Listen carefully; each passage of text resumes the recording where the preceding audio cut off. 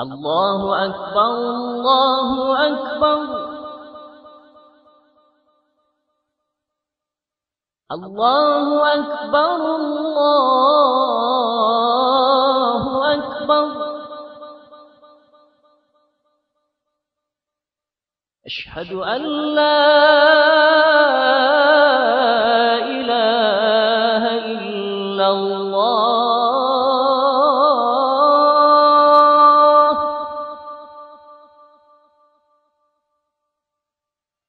أشهد أن لا إله إلا الله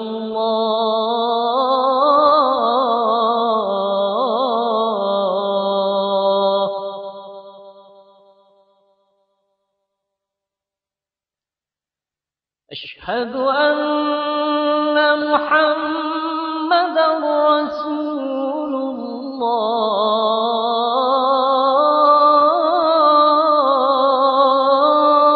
الله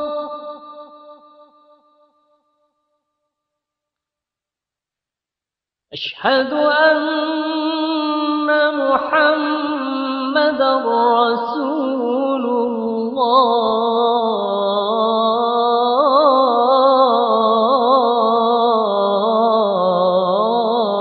الله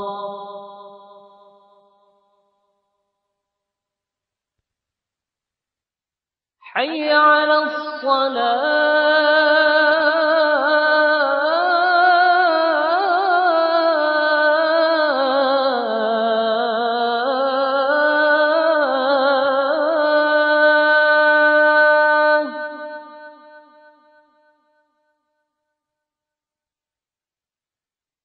حي على الصلاة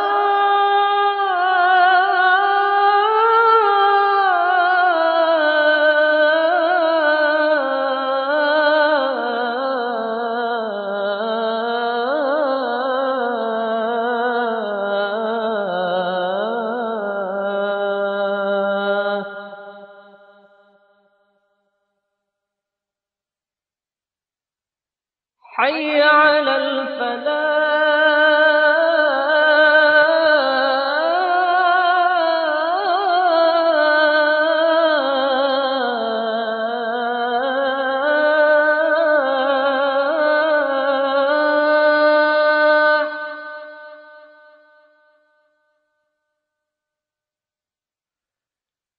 حي على الفلاح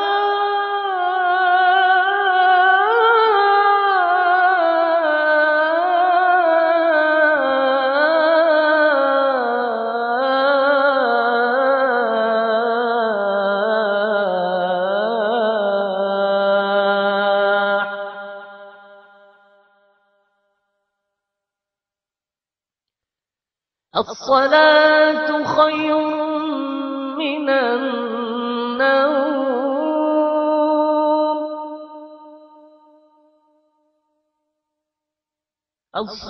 الصلاة خير من النوم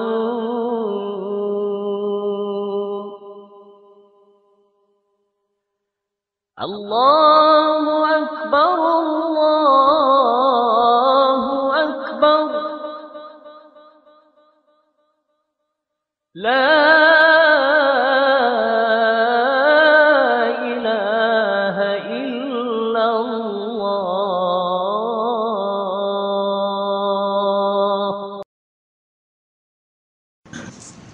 الحمد لله الذي أرسل رسوله بالهدى ودين الحق ليظهر على الدين كله وكفى بالله شهيدا أشهد أن لا شريك له وأشهد أن محمدا عبده ورسوله اللهم صل وسلم على سيدنا وحبيبنا وقرة محمد صلى الله عليه وسلم وعلى آله وصحبه وتابعين إلى يوم الدين أما بعد فيا أيها المسلمون أوصيكم ونفسي بتقوى الله اتقوا الله حق تقاته ولا تموتن إلا وأنتم مسلمون قال تعالى في كتابه الكريم ومصدق القائلين أعوذ بالله من الشيطان الرجيم إن الذين آمنوا والذين هاجروا وجاهدوا في سبيل الله أولئك يرجون رحمة الله والله غفور رحيم Qala Rasulullah sallallahu alaihi wasallam la hijrata ba'dal haqq wa la jihadun madiyatun. Sadaqallahu adzim wa sadaqal karim. Allah sore sidang yang berbahagia. Mainlah di awal tahun 1435 Hijriah ini, kita selalu meningkatkan nilai takwa kita kepada Allah SWT dengan arti yang sebenar-benarnya, yaitu menjalankan apa yang diperintah dan meninggalkan apa yang dilarang. Kalau saudara sudah menjumpai dan menemui atau berhadapan dengan siapapun, apapun pangkatnya, apapun kedudukannya, siapapun mereka dan di mana saja berada, apabila diperintah Allah dikerjakan, tapi pada masa yang sama yang dilarang juga dikerjakan, ketahuilah itu adalah orang-orang munafik yang sejati, orang hipokrit dan pelin-pelan yang hanya pandai bercakap dan tidak melaksanakan nilai Islam yang sebenarnya. Itu mari kita hindarkan. Sepenuhnya tahun baru ma'al hijrah yang dikenai satu peristiwa yang luar biasa, keberanian Sayyidina Umar bin Khattab untuk menentukan takwim Islam. Awal hijrah dimulai dengan takwim Islam dan hijrah adalah satu keberanian yang luar biasa. Tentunya ada maksud-maksud tertentu untuk setiap umat Islam setiap akhir tahun menghadapi satu peristiwa-peristiwa yang luar biasa. Namun apa yang terjadi? Saudara sendiri boleh melihat setiap akhir tahun apa yang berlaku pada umat Islam. Apakah mereka berbondong-bondong untuk pergi masjid dan surau, untuk mengadakan tangan mohon pada Allah SWT, menyesali terhadap satu tahun amalan yang tidak baik yang pernah dilakukannya, atau bersyukur atas kelakuan yang banyak baik dilakukan di tahun yang lepas. Rata-rata kita ingat Islam, umat Islam, baik muda-mudi atau tua-tuinya sekali, tak paham langsung dengan perubahan hijrah itu sendiri. Oleh itu saya ingatkan melalui khutbah Jumat ini, mari coba kita setback, bagaimana kita terlalu lemah.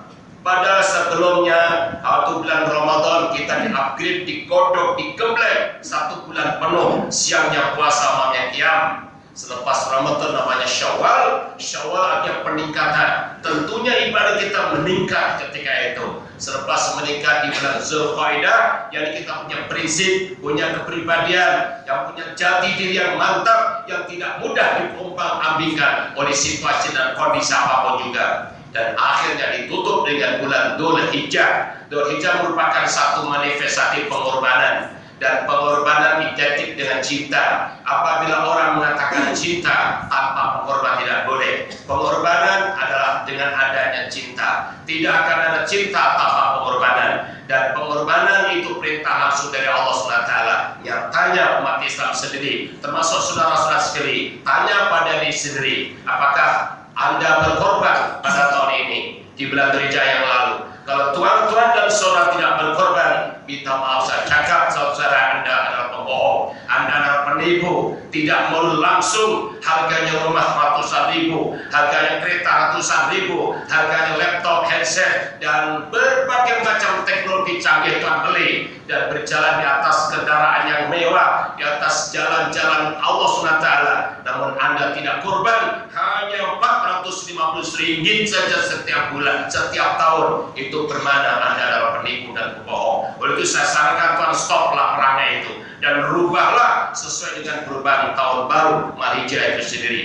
Mal Hijrah Tuhan sekalian suatu perikatan yang luar biasa, kejadian sangat mentakjubkan Tuhan sekalian.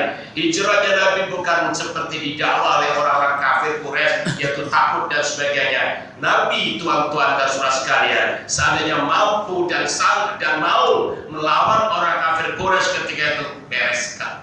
Karena Nabi punya saudara, punya teman yang paling akrab namanya Jibril. Seandainya waktu itu Nabi email pada malaikat Jibril atau faksimile pada malaikat Jibril untuk turun sekejap dan hancurkan kafir Quraisy, sekelip mata saja hancur. Tapi Nabi justru excuse kepada Allah, minta izin kepada Allah hijrah. Oleh itu saudara sekalian, mari kita kenal sejarah yang dilakukan Rasulullah SAW dalam hijrah ini. Sebelum Nabi hijrah Tuhan sekalian, ada 4 yang telah dilakukan dengan sukses dan berjaya sekali. 4 perkara ini ialah pertama, Nabi sudah menyampaikan dakwah Islamiyah, memperkukuhkan akidah, syariah dan akhlak selama hampir 13 tahun di Makkahul Mukarramah. Sejalan mulai daripada dakwah secara senyap-senyap, secara sendiri, dan akhirnya secara terang-terang dilakukan dengan jujur walaupun tidak mendapatkan apa-apa gaji daripada masyarakat sekitar itu. Itu yang pertama. Yang kedua, yang dilakukan Rasulullah SAW sudah mendapat hinaan, dapat tohmah, fitnah, bahkan Nabi dilempar batu, dilempar kotoran, diludah, dan difitnah, di macam-macam title yang diberikan. Dianggap orang gila, orang tak siuman, orang tak waras, orang yang tidak tahu diri, dan sebagainya. Dan bukan hanya fisik dia diserang, bahkan sampai peringkat rohani dan jasmani sekali, sampai peringkat pembunuhan. Apabila sudah dimusyawarahkan Abu Jahal di Darun Nadwah ketika itu, maka Nabi pun akan dibunuh Bapak Pemuda Quraisy untuk mengumpul dan membunuh Nabi. Bila berita itu sampai kepada Rasulullah SAW, Rasulullah SAW minta excuse kepada Allah untuk berhijrah, bukan justru melawan, mengajar kepada kita. Sudah disebutkan tadi, kalau Nabi melawan tentu hancur orang kafir Quraisy. Nabi memilih cara untuk berhijrah, mengajar kepada kita. Kalau kita belum mampu melawan sesuatu yang kuat, belum punya tentara yang mampan dan kekuatan yang luar biasa, dan melawan arus lautan dan dirugi, Nabi mengajar untuk hijrah. Selepas dapat lampu hijau atau green light dari Allah SWT, maka tindakan Nabi yang ketiga menyusun panitia hijrah. Dan setidak-tidaknya 6 orang dilibatkan langsung dalam sistem hijrah itu. Pertama adalah melatih Abu Bakar As-Siddiq. Dan job description-nya, Nabi Abu Bakar dilatih menjadi ajudan atau pengawal pribadi yang dilakukan dengan tepat sekali. Dan Sayyidina Abu Bakar menunjukkan loyalitinya tak kalah dalam berjalan. Kadang Sayyidina Abu Bakar di depan, kadang di kiri, kadang di kanan, kadang di belakang. Sehingga para Nabi suspend dan bertanya, "Ya Abu Bakar, apa yang melakukan ini?" Abu Bakar menjawab, "Ya Rasul, ini musim serang hendak, mungkin ada pemanah atau penembak yang kita tidak ketahui dari depan, belakang, kanan, dan kiri. Biarlah saya mati daripada engkau ya Rasul." Ini loyalty Abu Bakar As-Siddiq demi memperjuangkan Islam. Yang kedua, melantik daripada anak muda yang diwakilkan oleh Sayyidina Ali bin Abi Thalib. Ali bin Abi Thalib ditugaskan untuk menjaga sekretariat, menjaga rumah Rasulullah SAW. Dan itu banyak harta-harta yang berharga. Nabi SAW mempercayakan pada Ali bin Abi Thalib. Dan loyalty Ali bin Abi Thalib cukup mampan dan jelas sekali. Tak kalah kafir Quraisy, pemuda-pemuda kafir Quraisy menggedor pintunya. Bila ditanya yang keluar itu Ali, tanya, "Ya Ali, kenapa kamu keluar? Mana Muhammad?" Dia tanya, "Mau apa?" Mestinya saya yang tidur tanya kepada yang celek, bukan yang celek tanya kepada yang tidur. Itu jawaban Sayyidina Ali menghentak psikologi mereka. Akhirnya mereka marah dan mengatakan, "Di mana Muhammad? Mau apa? Kalau nak membunuh Muhammad, pakai mayat Ali dulu." Dan ternyata pemuda-pemuda Quraisy yang lengkap dengan senjata yang mengepung ke rumah Rasulullah SAW lari, tidak berani kepada Ali bin Abi Thalib. "Wahai anak-anak muda, saudara sepemuda masa depan bangsa, negara, dan agama kita, bangkitlah saudara." Nilai-nilai keberanian yang kepada Sayyidina Ali untuk kita ambil sempurna pemerintahan hijrah itu sendiri.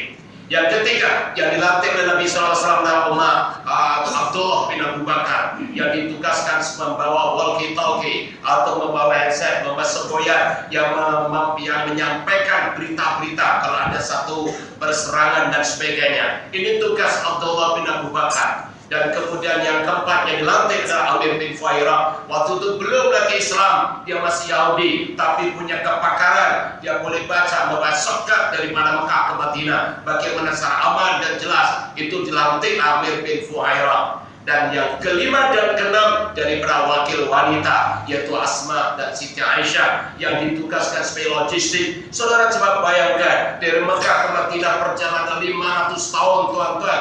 Tidak ada kedai makanan, tidak ada kedai minuman, tidak ada apa-apa, tapi berjaya dari Mekah Madinah dalam perjalanan yang luar biasa. Ini satu strategi yang luar biasa yang dilakukan dikaji oleh orang kafir. Kenapa? Kenapa Muhammad bisa selamat daripada Mekah Madinah perjalanan 500 tahun tapi bisa selamat? Ternyata satu strategi yang luar biasa. Oleh itu saudara sekalian, kalau orang-orang Barat menilai apabila Abdullah bin Abu Bakar ditugaskan sebagai semboyan, maka orang-orang kafir mencipta infanteri. Apabila Amir bin Fuhairah Dia dijadikan apabila mencipta ewek, dicipta ewek, mengesan dan sebagainya. Inilah tuan-tuan. Oleh itu kalau boleh kita mengkaji sejarah hijrah ini bukan hanya sekedar untuk seminar atau dengan ceramah, dengan khutbah, tapi misalnya ada follow up yang mantap yang telah diajarkan oleh Rasulullah SAW.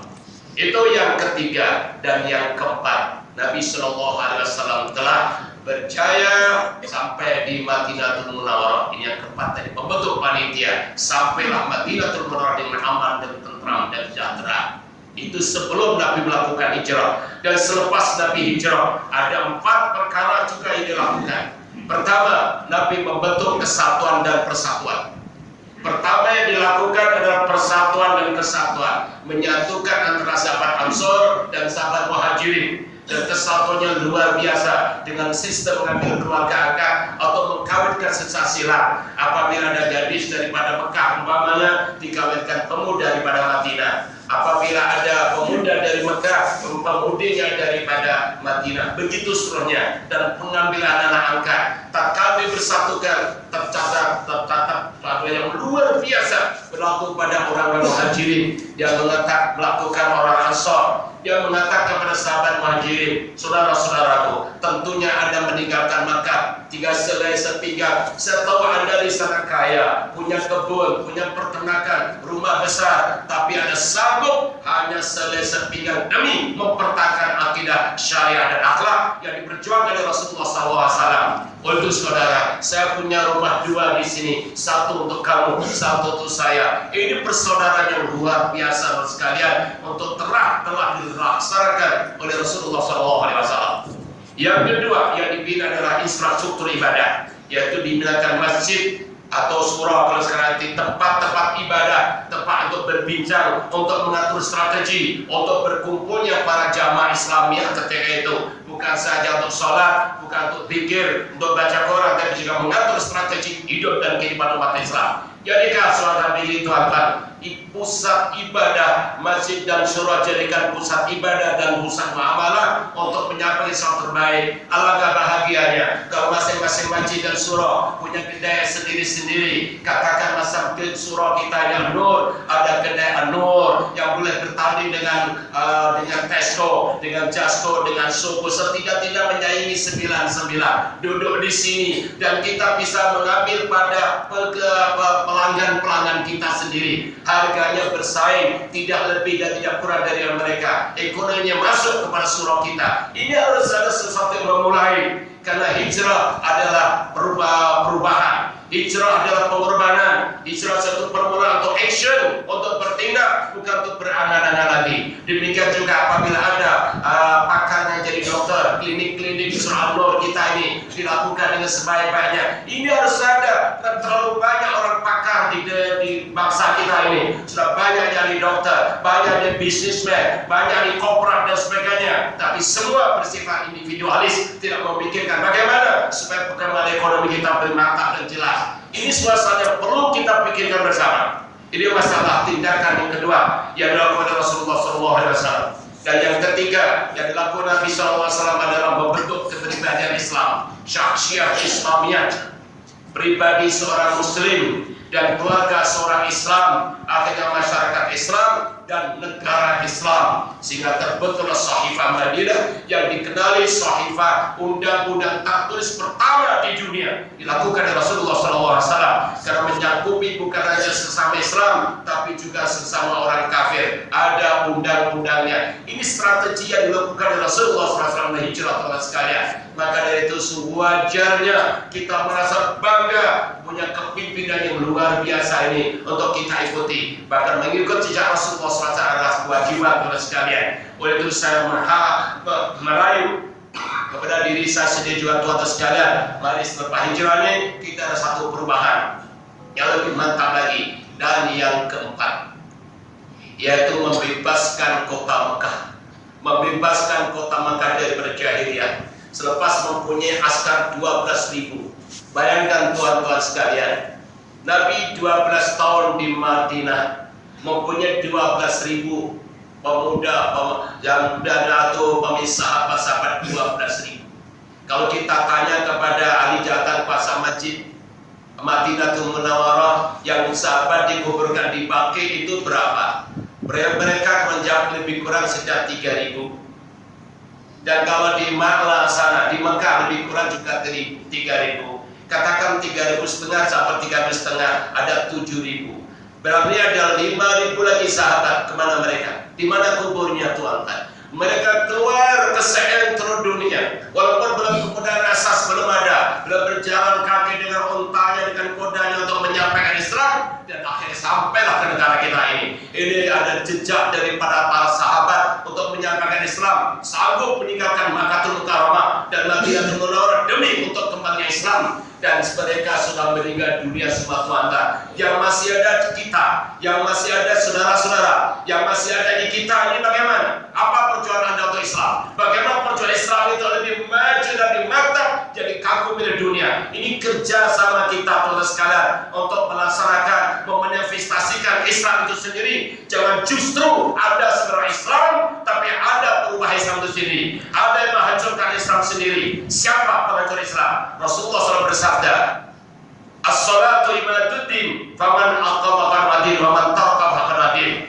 Dan disebutkan siapa sholat itu tiang agama. Siapa mengerjakan sholat berarti menegakkan agama, dan siapa meninggalkan sholat berarti menghancurkan agama. Jadi kalau saudara termasuk orang tidak sholat, maka andalah sebenarnya perusak Islam itu sendiri. Itu sempurna hijrah ini kita mesti adakan satu perubahan yang lebih mantap untuk mendekat kepada Allah SWT. Saudara sekalian, kalau boleh saya menyarankan melalui mimbar khutbah ini, mari kita berusaha setidak-tidaknya setahun dapat 4 orang lah. Kita ajak datang ke surau, ke masjid, ke pengajian, menghayati Islam yang sebenarnya. Depan rumah dapat seorang, belakang rumah dapat seorang, kanan rumah seorang, kiri rumah seorang, 4 orang kita majukan kepada Allah.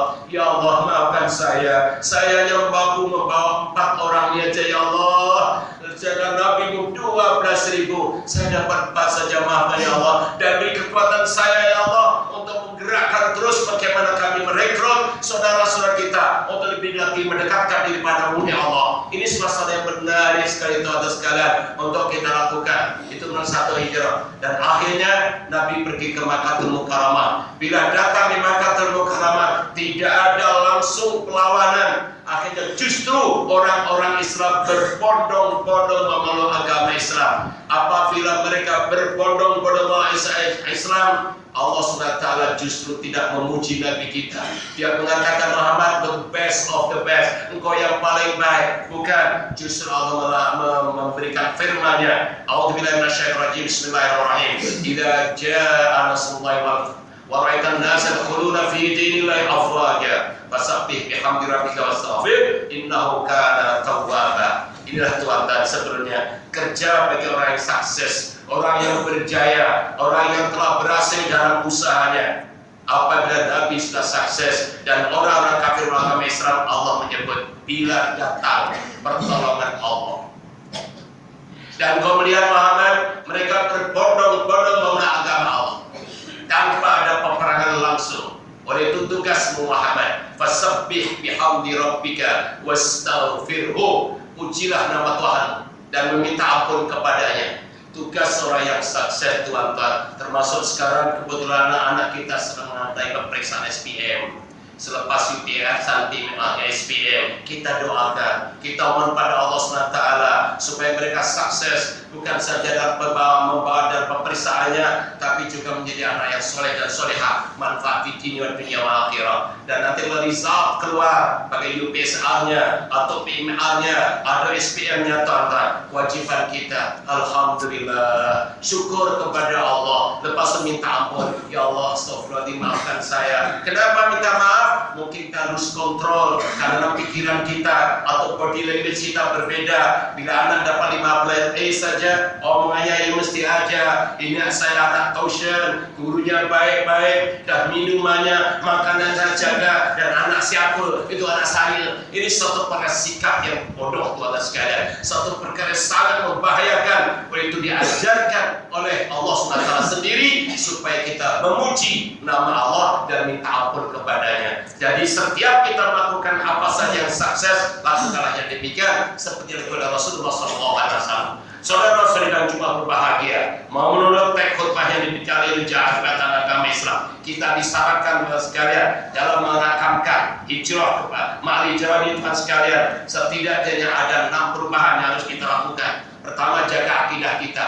Jangan sampai akidah Ahlussunnah wal Jamaah ini porak-porandakan dengan lahirnya Syiah atau ajaran-ajaran sesat yang lain yang mengaku Nabi sana, Nabi sini, bohong sana, bohong sini. Kekalkanlah akidah mesti yang Islam dan Ahlussunnah wal Jamaah. Yang kedua, berakhlak yang mulia, berakhlak yang mulia.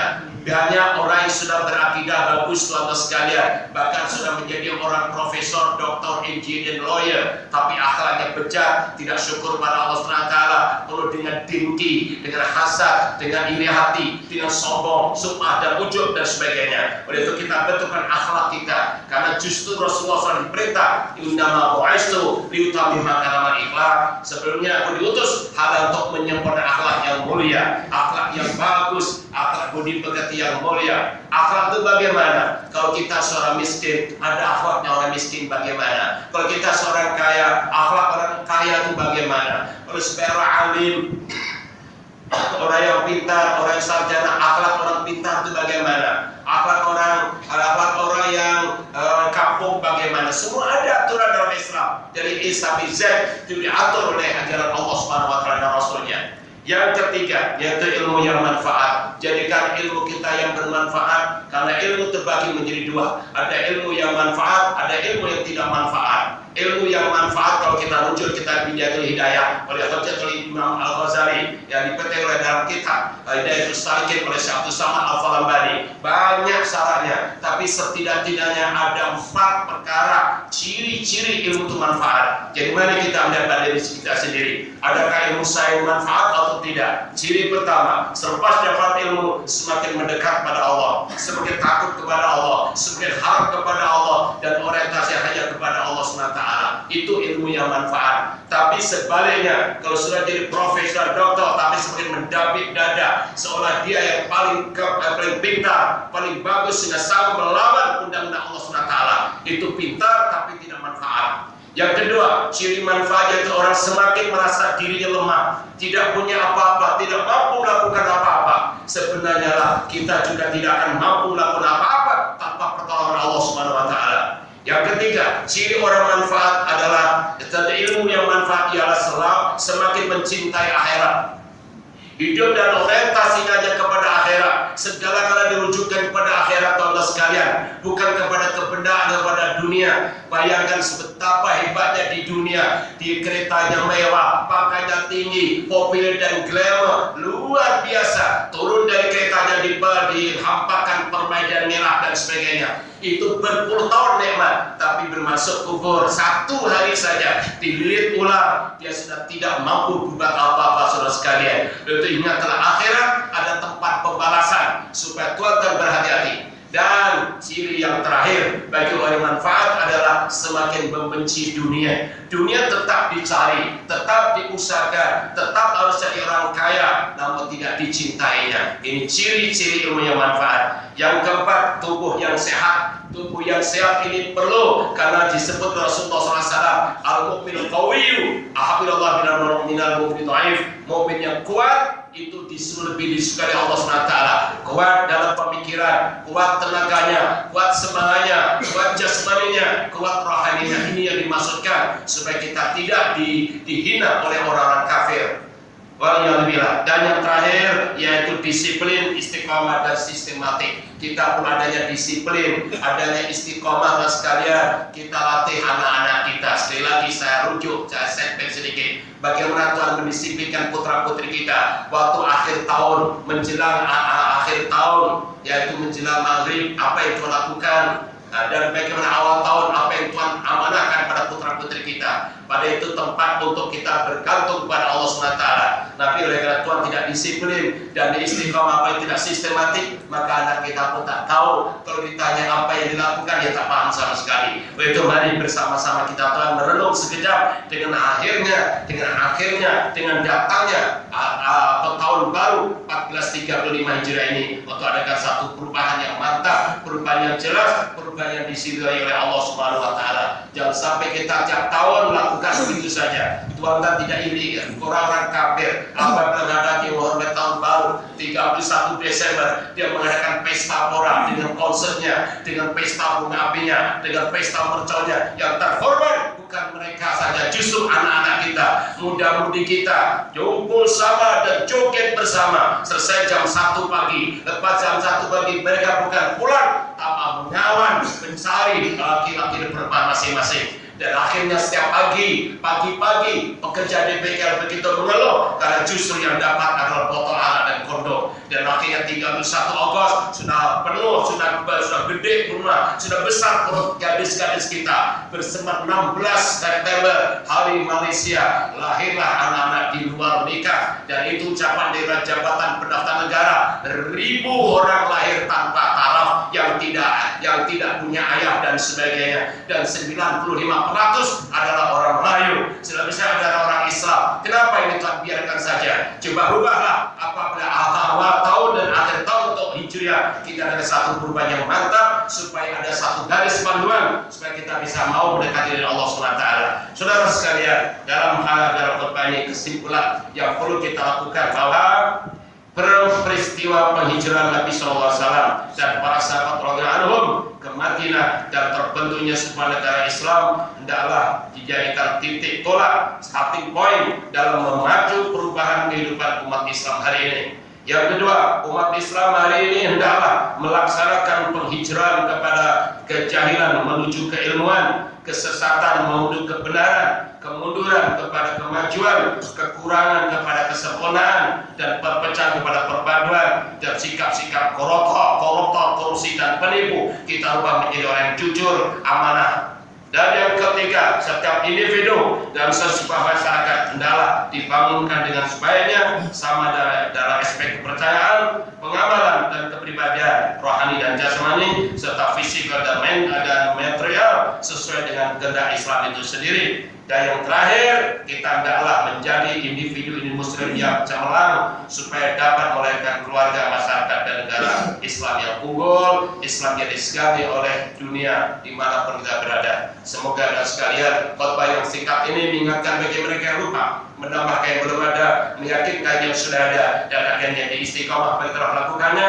Lebih dari itu, mari kita bersama berdoa semoga diri kita, keluarga kita, masyarakat, bangsa, negara kita aman, tentram, sejahtera, batatun, thayyibatun, warahmatullahi. Amin ya rabbal alamin. A'udzubillahi minasyaitonir rajim. Alladzina amanu wa hajaru wa jahadu fi sabilillah bi amwalihim wa anfusihim wa darajat indallah wa ulaika humul faizun. Sesungguhnya orang-orang yang beriman dan berhijrah serta berjihad pada jalan Allah dengan harta benda dan jiwa mereka adalah lebih besar dan tinggi derajatnya di sisi Allah SWT daripada orang-orang yang hanya memberi minum orang-orang haji dan orang-orang yang memakmurkan masjid sahaja, dan mereka itulah orang-orang yang berjaya. Barakallahu li wa lakum fil karim wa nafa'ani wa iyyakum bil yakin wa taqabbal minni wa fil da'i innahu was-sami'ul alim. Aqulu qouli hadza wa astaghfirullah li wa lakum wa lisa'il muslimin wal muslimat wa astaghfiruhu innahu huwal ghafurur rahim. Bismillahirrahmanirrahim. Alhamdulillahirabbil alamin. Wassalatu wassalamu ala asyrafil anbiya'i wal mursalin wa ala alihi wa sahbihi ajma'in. Allahumma inna nas'aluka بحرمة هذا اليوم المبارك أن تكشف عنا كربتنا وأن تغفر لنا ذنوبنا وأن ترزقنا من حيث لا نحتسب برحمتك يا أرحم الراحمين والحمد لله رب العالمين.